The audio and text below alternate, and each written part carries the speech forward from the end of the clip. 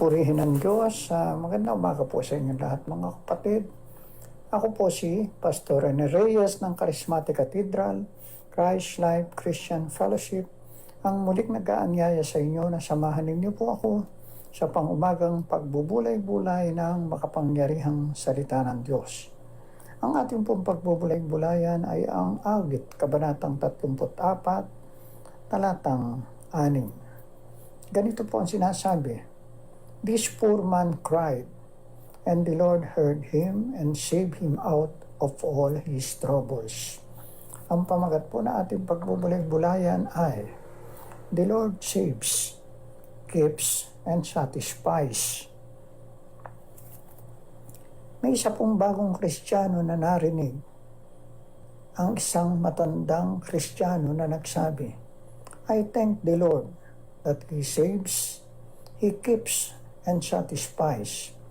Pinasasalamatan ko ang Panginoon dahil siya ay nagliligtas, nangangalag at nagbibigay ng kasapatan sa buhay. Kaya't sabi niya sa kanyang sarili, "That sounds good.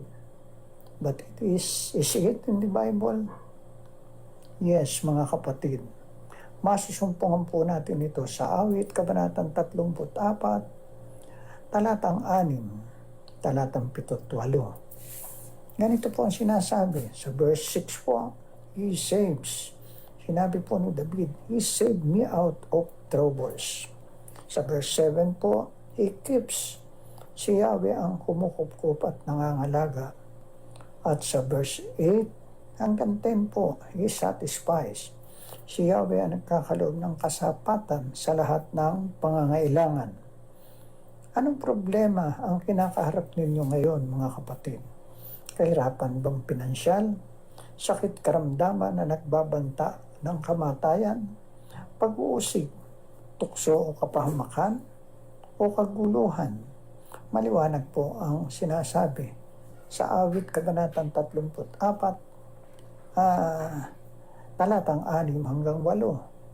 Ang Diyos na mapagmahal, makapangyarihan, ay kaya kayong iligtas at nais kayong iligtas. He saves us out of troubles.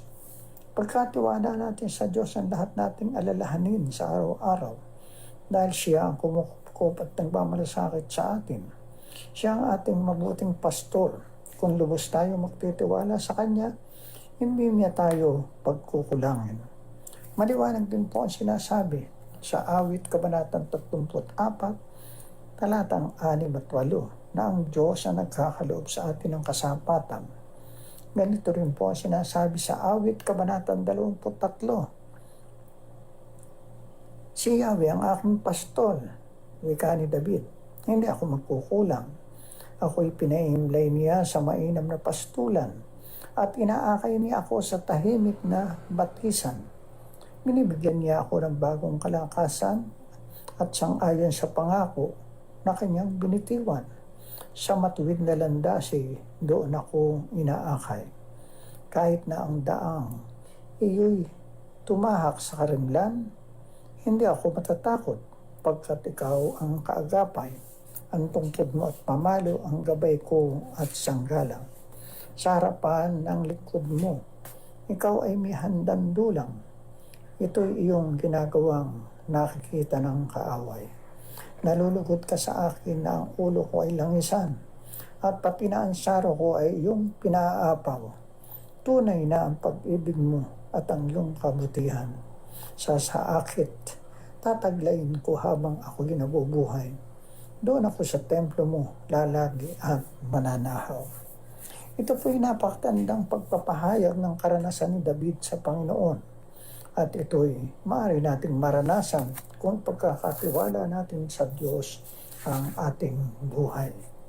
Mga kapatid, what problem are you facing today?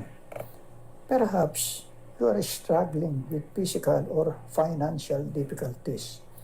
Whatever your problems, God promises to help you through them. Just keep on trusting the Lord. Si Lord ang ating dakilang pastol na mangangalaga sa atin. He saves, He keeps, and He satisfies.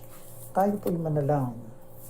Dakila at mapagpalang Diyos, maraming salamat po muli sa araw na ito na mararanasan namin ang iyong presensya sa buhay namin. Pinupuri ka po namin sa lahat mong mga dakilang gawa sa buhay namin. Amen. Patuloy po kayong pagpalain ng Diyos. Maraming salamat po muli sa inyong pakikiisa sa pangumagang pagbubulay-bulay ng makapangyarihang salita ng Diyos. Have a pleasant day.